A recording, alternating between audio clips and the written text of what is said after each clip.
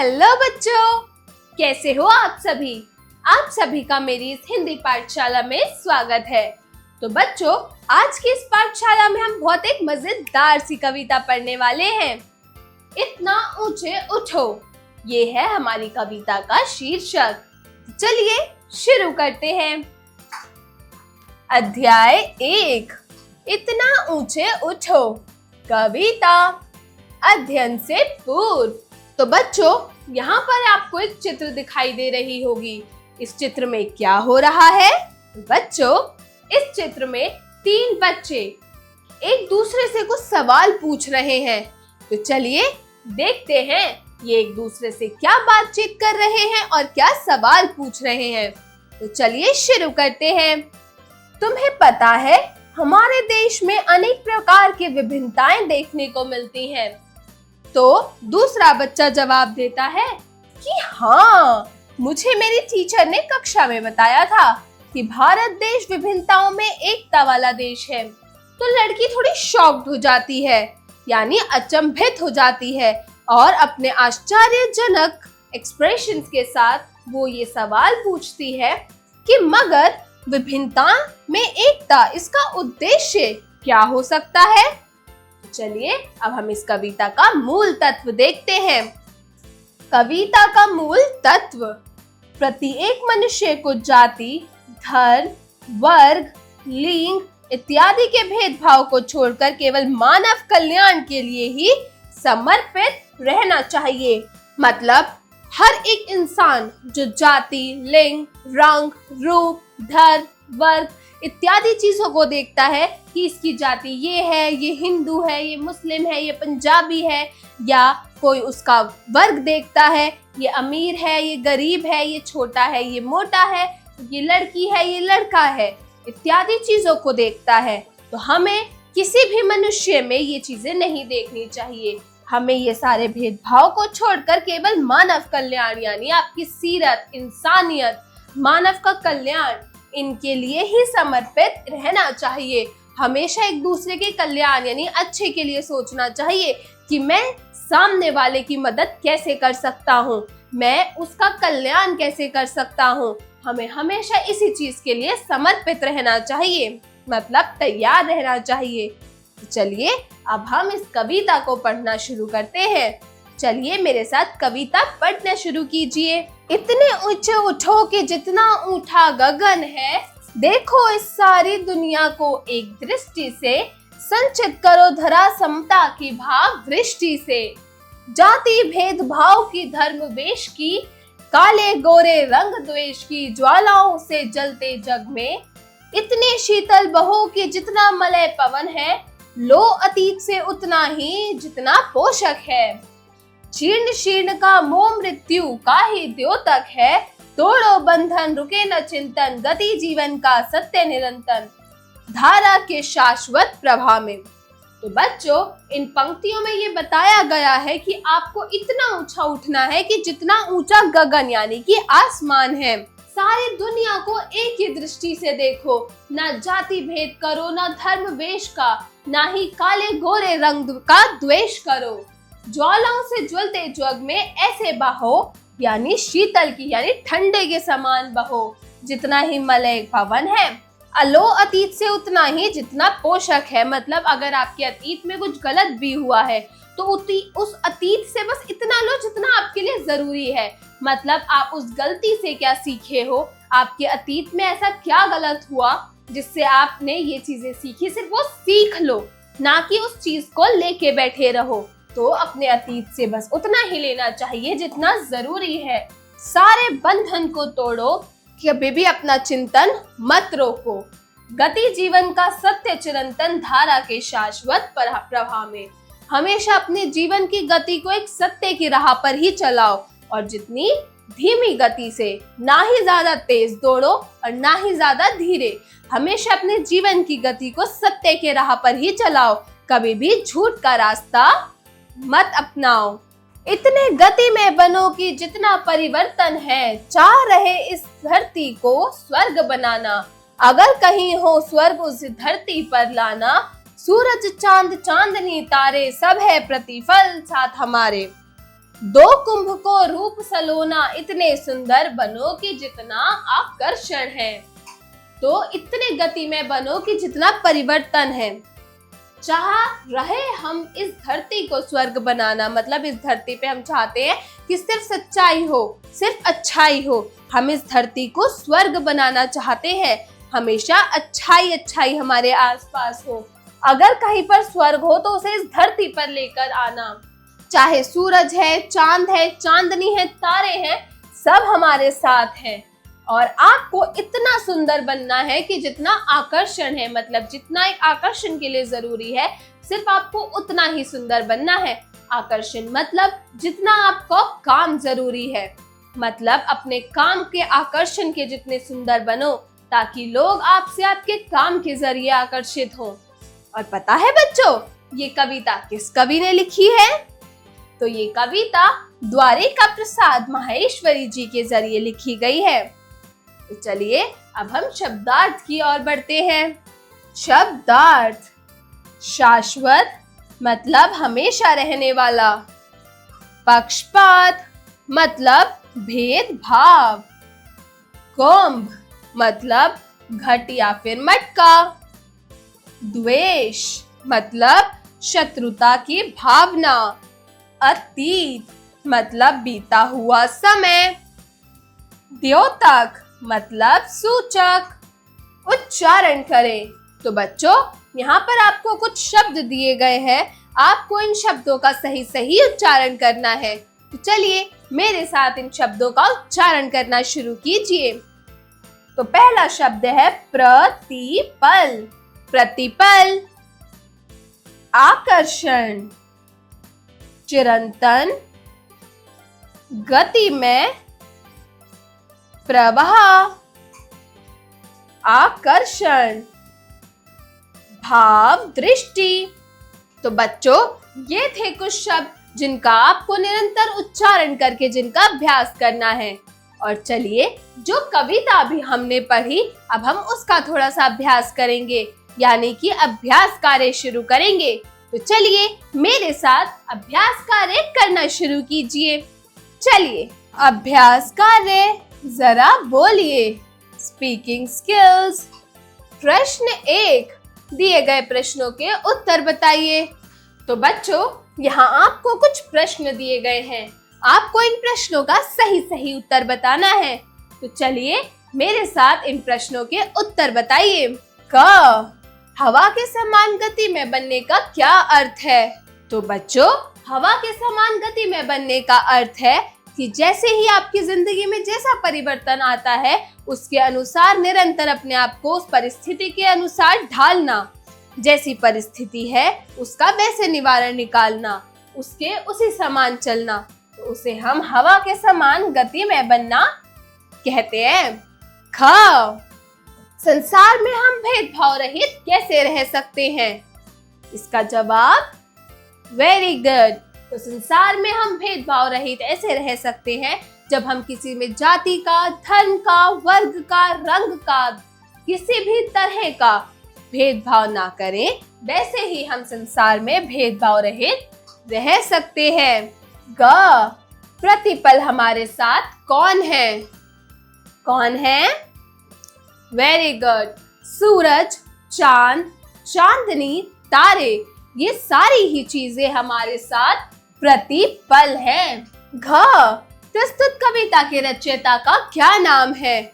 जो कविता आपने पढ़ी वो रचयिता, मतलब उसकी कविता किसने लिखी है?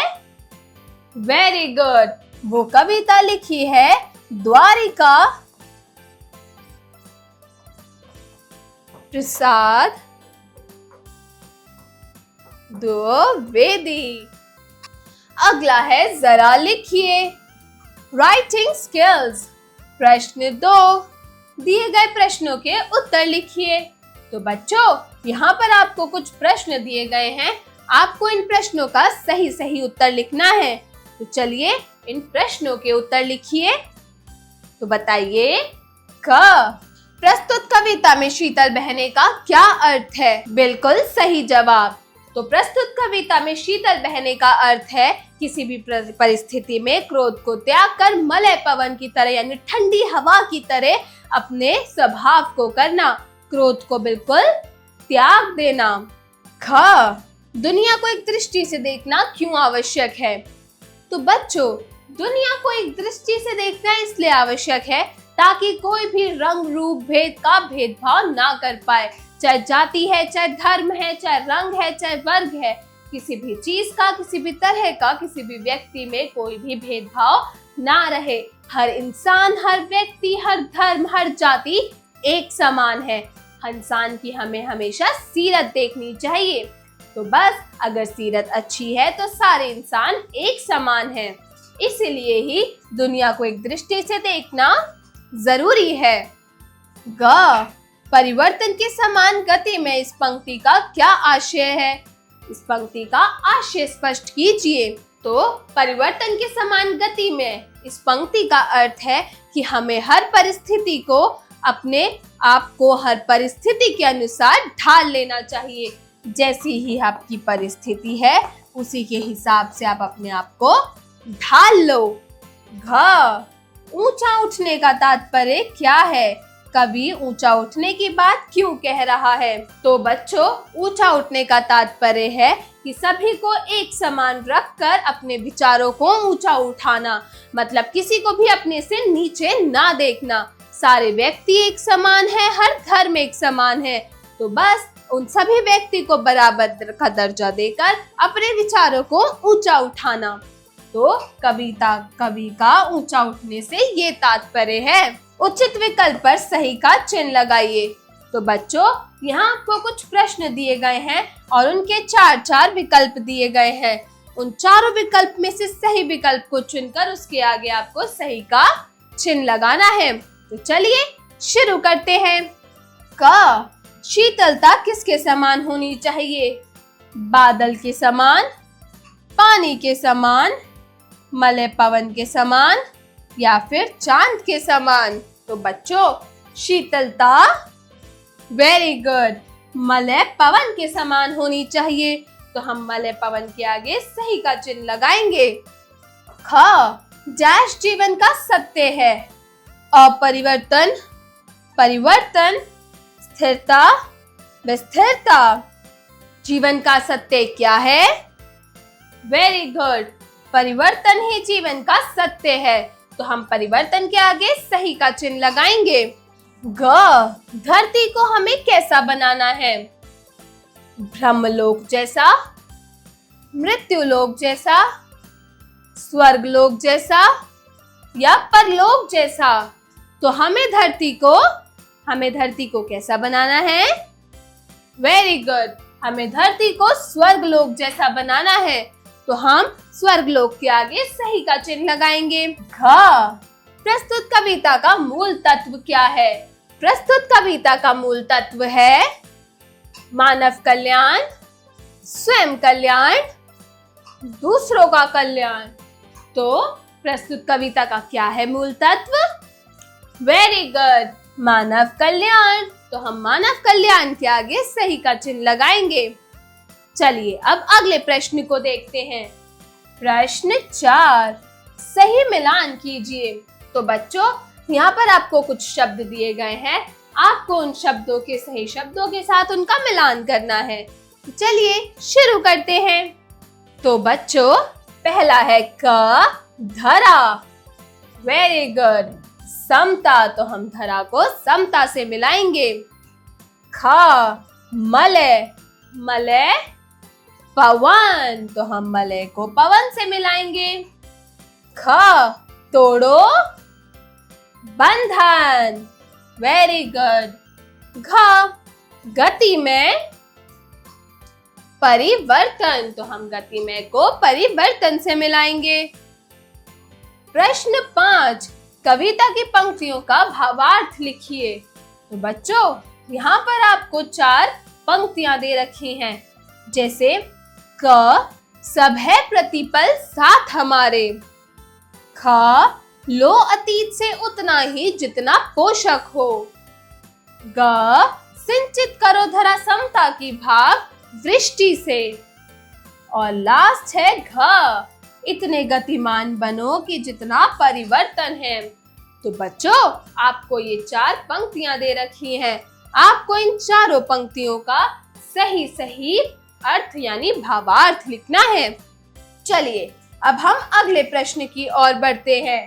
प्रश्न 6, दिए गए शब्दों से वाक्य बनाइए। तो बच्चों, यहाँ पर आपको 3 शब्द दे रखे हैं, चिंतन, प्रतिपल और आकर्षण। तो आपको इन शब्दों से क्या करना है, वाक्य बनाना है। तो चलिए शुरू करते हैं। पहला शब्द है क, चिंतन। चिंतन से हम वाक्य बनाएंगे, हमें निरंतर भविष्य का चिंतन करते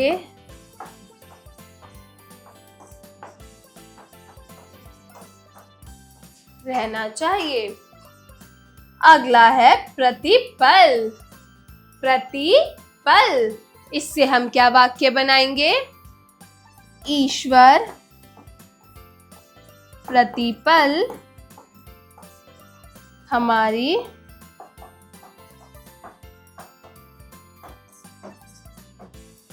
रक्षा करते हैं। अगला है आकर्षण। अगला शब्द क्या है, आकर्षण। तो हमने बच्चों आकर्षण से वाक्य बनाया, भौतिक वस्तुएं का आकर्षण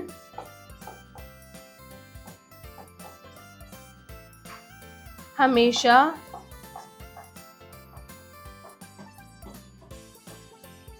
हितकारी नहीं होता।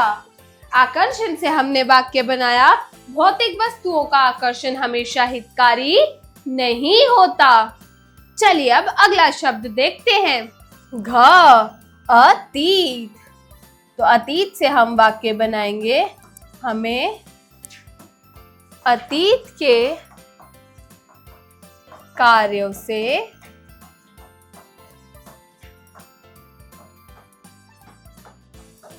सीख लेनी चाहिए। और अगला है ड, अगला है शाश्वत। तो हमें शाश्वत से हम वाक्य बनाएंगे, ईश्वर यानी भगवान शाश्वत है। तो यह थे वो शब्द जिनसे हमने वाक्य बनाए। चलिए अब हम अगले प्रश्नों को देखते हैं। जरा सोचिए, क्रिटिकल थिंकिंग।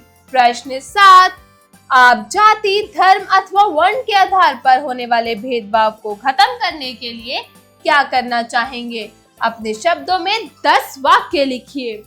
तो बच्चों, आप लोगों को जैसे हमने कविता में पढ़ा, तो वैसे ही आप लोग जाति, धर्म, वर्ण के आधार पर जो भेदभाव हो रहे हैं, उन्हें खत्म करने के लिए क्या क्या करेंगे?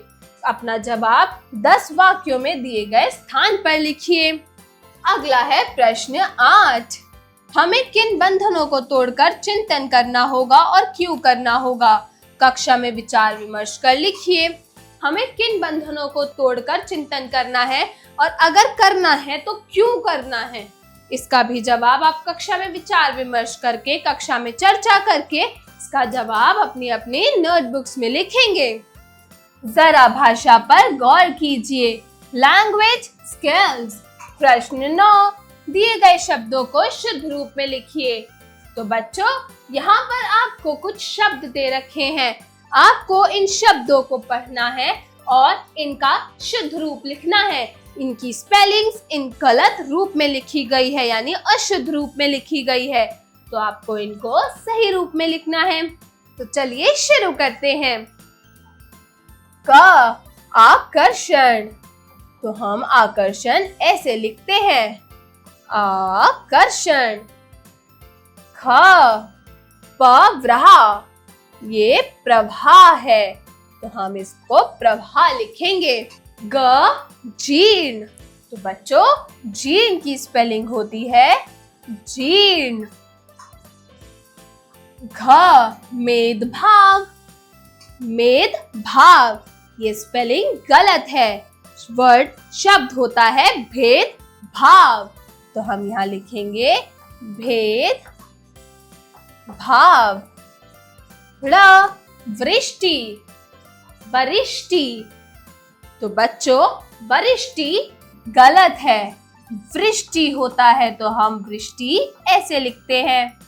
च जब वाला, जब वाला, तो बच्चों ये ज्वाला होता है और ज्वाला में आधा ज आता है, तो हम इसमें ऐसे लिखेंगे। छ सवर्ग, सवर्ग, तो ये स्वर्ग है, स्वर्ग में भी आधा स आता है, तो बच्चों ज है प्रतिपल, तो बच्चों ये है स्पेलिंग गलत है, प्रतिपल नहीं प्रतिपल होता है, तो हम यहाँ लिखेंगे प्रतिपल। अगला प्रश्न है प्रश्न 10। दिए गए वाक्यों में से संधि युक्त शब्दों को छांटकर रेखांकित कीजिए।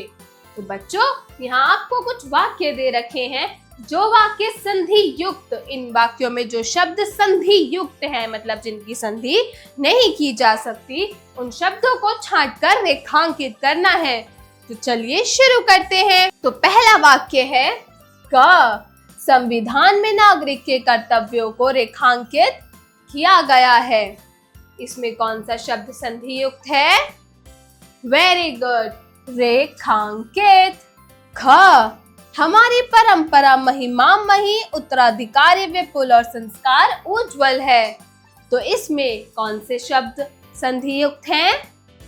वेरी गुड, इसमें एक नहीं 3 शब्द हैं, परंपरा, संस्कार और उज्जवल।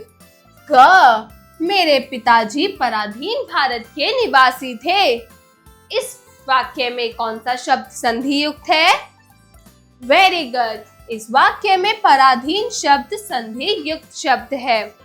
घ आइंस्टाइन की दृष्टि भविष्योन्मुखी थी।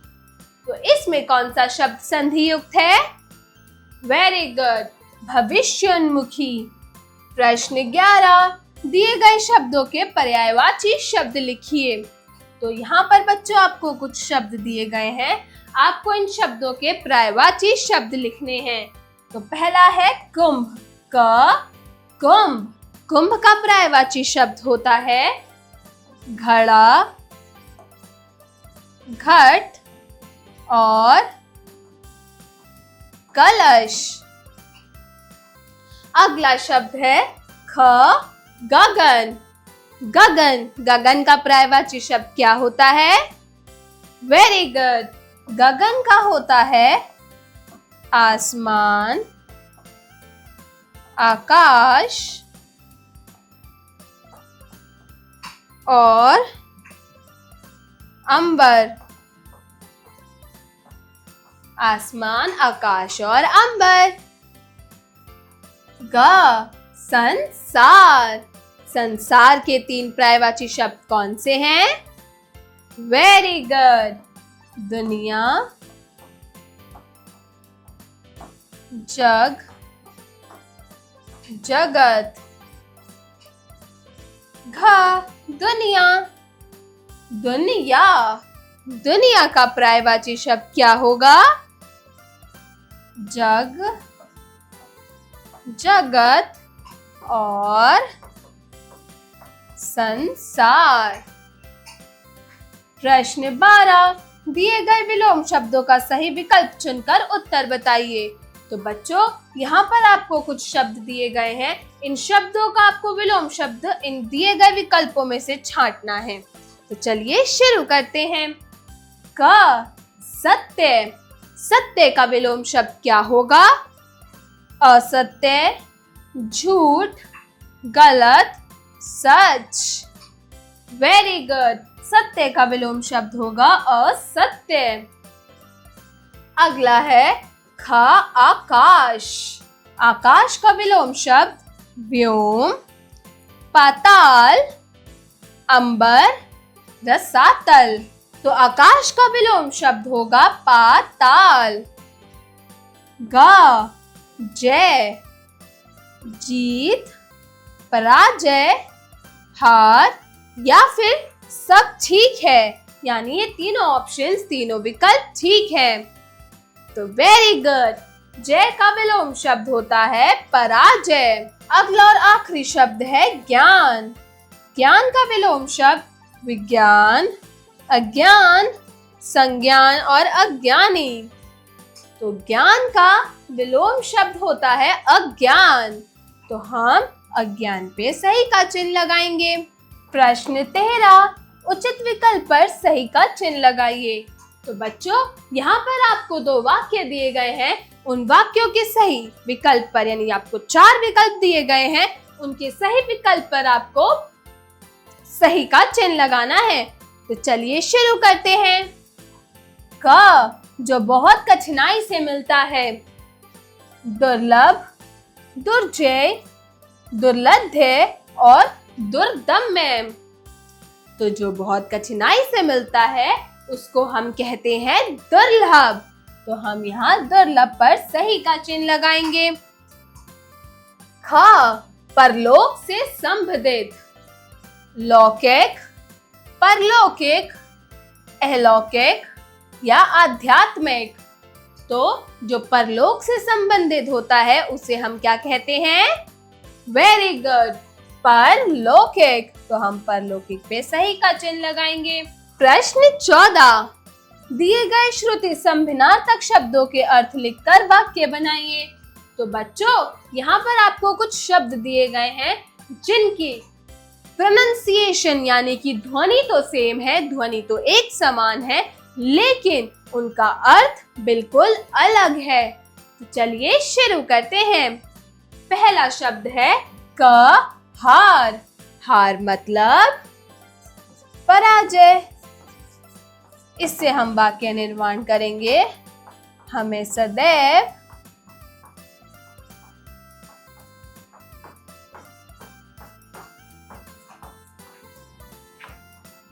हार से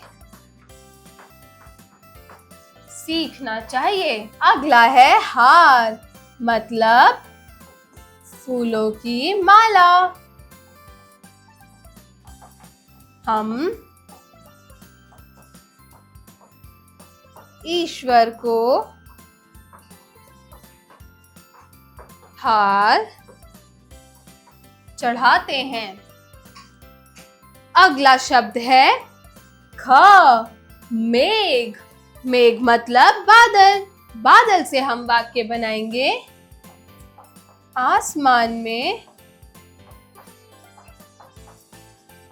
घने मेघ छाए हैं। अगला शब्द है मेधा। मेधा का अर्थ होता है गुण। किसी भी प्रकार का गुण, चाहे अच्छा है चाहे बुरा है, किसी भी प्रकार का गुण मेधा कहलाता है। तो हमने मेधा से वाक्य बनाया। वह बहुत ही असाधारण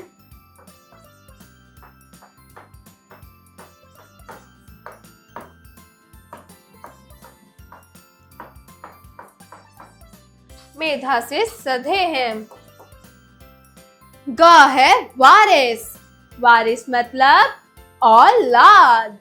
जो घर का बेटा होता है वो वारिस कहलाता है। तो वो होती है औलाद। तो हम इससे वाक्य बनाएंगे। महेश की संपत्ति का अकेला वारिस राजू है। महेश की संपत्ति का अकेला वारिस राजू है। अगला है बारिश, यानी कि वर्षा। आज सुबह से बहुत बारिश हो रही है। तो बच्चों, इन दिए गए श्रुति संभिनार्थक शब्दों के अर्थों के साथ साथ हमने ये कुछ वाक्य भी बनाए हैं। चलिए अब हम अगले प्रश्न को देखते हैं। प्रश्न 15, दिए गए कारक चिन्ह लगाकर वाक्य पूरे कीजिए। तो बच्चों, यहाँ पे आपको को, से और पर ये 3 कारक विभक्ति दे रखी है, कारक चिन्ह दे रखे हैं। आपको इन कारक चिन्हों को दिए गए वाक्यों में रिक्त स्थानों में भरकर इन वाक्यों को पूरा करना है। तो चलिए शुरू करते हैं। क, हमें धरती डैश भेदभाव रहित बनानी चाहिए। तो यहाँ कौन सा कारक चिन्ह आएगा? गुड। को, हमें धरती को भेदभाव रहित बनाना चाहिए। ख, दूसरों डैश सदा ऊंचे उठाने का प्रयास करना चाहिए। तो इसमें भी कारक चिन्ह को आएगा। दूसरों को सदा ऊंचा उठाने का प्रयास करना चाहिए। ग, हमें भव दृष्टि डैश संचित करना चाहिए। हमें भव दृष्टि से संचित करना चाहिए। घ, धरा डैश परिवर्तन अटल है। तो धरा पर परिवर्तन अटल है। र, राग द्वेष डैश रहित जीवन जीना है। सो राग द्वेष से रहित जीवन जीना है। तो यह थे कुछ कारक चिन्ह जो हमने इन वाक्यों में लगाकर इन वाक्यों को पूरा किया। अगला है, जरा रचनात्मक कार्य कीजिए, क्रिएटिव स्किल्स। प्रश्न 16, आप जीवन में ऊंचा उठने के लिए क्या करना चाहेंगे? कक्षा में पक्ष विपक्ष आधारित संवाद कीजिए। तो बच्चों, आप अपने जीवन में ऊंचा उठने के लिए क्या क्या चीजें करेंगे? तो इसके पक्ष में और इसके विपक्ष पर आधारित एक संवाद लिखना है, आपके और आपके किसी भी मित्र के बीच में। तो ये संवाद भी आप अपनी अपने मित्रों से संवाद करके अपनी अपनी बुक्स या नोटबुक्स में लिखेंगे। प्रश्न 17, प्रस्तुत कविता से आप अन्य शब्द दुनिया, धर्म, समता, परिवर्तन, स्वर्ग, सूरज, हमारे, सुंदर, जीवन इत्यादि से स्वयं रचित कविता बनाइए। इतना ऊंचा उठो, ये कविता हमने पढ़ी। इस कविता में दुनिया, धर्म, समता, परिवर्तन, स्वर्ग, सूरज, हमारे, सुंदर और जीवन इन शब्दों का प्रयोग किया गया। आप लोग इन्हीं शब्दों का प्रयोग कर कर एक खुद के द्वारा रचित कविता बनाइए। इस दिए गए स्थान पर आप वो कविता लिख सकते हैं। अगला है जीवन कौशल एवं मूल्य परक प्रश्न, life skills and value based questions. प्रश्न 18, समानता मानव कल्याण का मूल मंत्र है। आप समता के अधिकारों को कहां-कहां अनुपालन करना चाहेंगे? तो जो समानता है, मतलब हमें हर किसी को समान नजरों से देखना चाहिए, सबको समानता देनी चाहिए। किसी भी वर्ग से, किसी भी धर्म से हमें किसी भी व्यक्ति को अलग नहीं करना चाहिए। तो ये ही समानता एक मानव कल्याण का मूल मंत्र है। आप समता के अधिकारों को कहां-कहां अनुपालन करना चाहेंगे? यानी जो समानता का अधिकार है उसको कहां-कहां उसका पालन करना चाहेंगे? विद्यालयों में, अस्पतालों में, घरों में, रोड पर, कहां-कहां, सड़कों पर, कॉलेजेस में यानी कि विश्वविद्यालय में, कहां-कहां आप इस समता के यानी समानता के अधिकारों का पालन करना चाहेंगे? इसका जवाब भी आप लोग अपनी अपनी नोटबुक्स में लिखेंगे। और बच्चों, आशा करती हूँ इस कविता से आपको बहुत कुछ सीखने को मिला होगा। आज की क्लास, आज की कक्षा यहीं खत्म होती है। मिलती हूँ अगली कक्षा में एक नई कहानी या कविता के साथ। तब तक के लिए बाय बाय।